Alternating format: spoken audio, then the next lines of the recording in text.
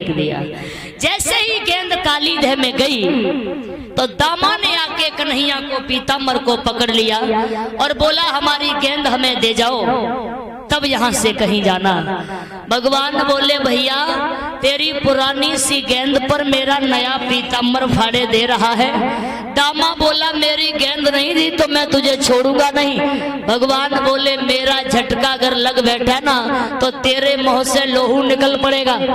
दामा ने कहा तुम बड़े बाप के बेटा हो इसलिए इतनी गुस्सा दिखा रहे हो, अरे अपने आप को इतना ही बलवान समझते हो। तो भोजराज कंस ने फूल भी मंगाए थे और वो फूल भी तुम्हारे आने को है। अगर उन फूल को तोड़ करके लाओगे तब समझेंगे कि तुम बलवान हो। भगवान ने झटका देकर के पीताम्बर को छुड़ा लिया और हंस करके भगवान कदम के वृक्ष पर चढ़ गए। जैसे ही भगवान कन्हैया काली देह में कूदे तो पूरे ब्रजमंडल का बेहाल हो गया। सब दामा को गालियां देने लगे, दामा तूने अच्छा नहीं किया। आज इधर सब ग्वाल बाल रो रहे हैं और इधर भगवान पहुंचे अंत स्थल में जहां कालिया नाग सो रहा है और चारों नागनियां जाग रही है। चारों नागिनियों ने भगवान कन्हैया को देखा तो चारों नागिनियां कहने लगी बहना जरा सामने देखो तो सही कौन आ रहा है। दूसरी बोली बहन शायद इसे पता नहीं है, इसे अपनी जान का जरा सा भी ख्याल नहीं है। चौथी ने कहा तो चलो हम तुम चल के रोक लो। चारों नागिनियों ने कन्हैया से कहा तुम्हें अपनी जान का जरा सा भी ख्याल नहीं है। अरे सौभाग्य समझो अपना जो मेरे पति सो रहे हैं, अगर मेरे पति की नींद खुलेगी तो तेरी सांस का अंत हो जाएगा। नागिनियों से भगवान बोले चुप रहो, बहुत देर हो गई, बहुत सुन लिया मैंने। अरे मैं तो तुम्हारे पति से मिलने के लिए ही तो आया हूँ। अगर तुम अपने पति को इतना ही बलवान समझती हो तो अपने पति को जगा क्यों नहीं देती है। चारों नागिनियां बोली मैं नहीं जगाऊंगी। कन्हैया बोले हटो पीछे, तुम नहीं जगाओगी तो मैं उसे खुद जगा लूंगा और बात करने आया हूं तो बात करके ही जाऊंगा। भगवान वहां से आगे बढ़े और उसी समय भगवान ने क्या किया,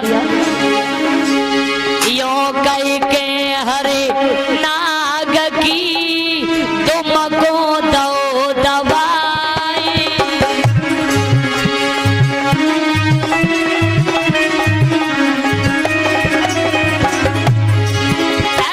फुंकारी भरता हुआ उठो सांप सन्ना।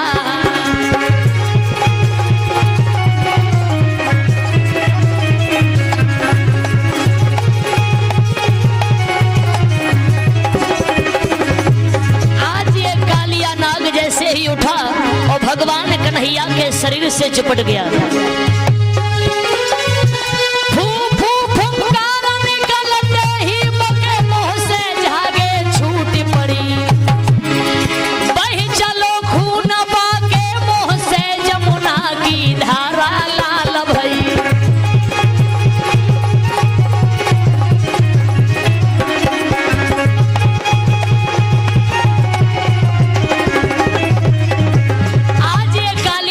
भगवान कन्हैया के शरीर से चिपट गया। भगवान कन्हैया ने अपना इतना शरीर गर्म कर लिया जो घबरा कर कालिया नाग दूर हुआ। और उसी समय क्या हुआ, घबरा के काली दूर हुआ तो मनमोहन ने हाथ किया और झटका से नथुनी पिचकाई गई और काली नाग को नाथ लिया।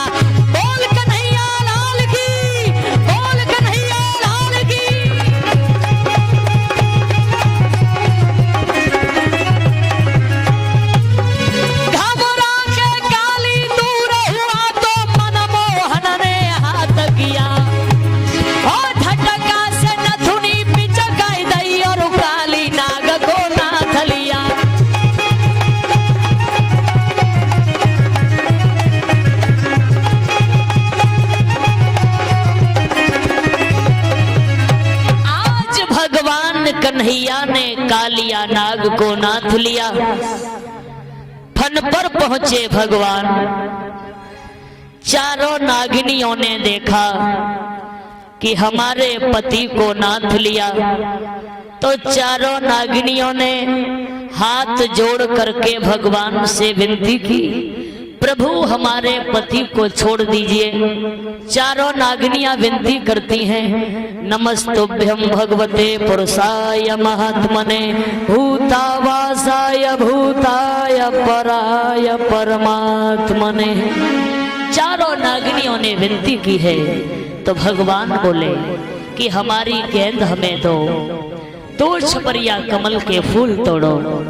गेंद लेकर के 2 छपरिया कमल के पुष्प लेकर के भगवान बाहर आते हैं। नाग स्वयं बाहर आए।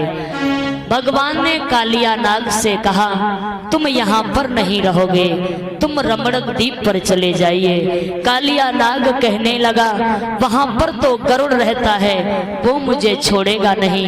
भगवान बोले, तुम चिंता मत करो, तुम्हारे फन पर मेरे पगों के चिन्ह हो चुके हैं, गरुड़ तुम्हारे ऊपर हमला नहीं करेगा।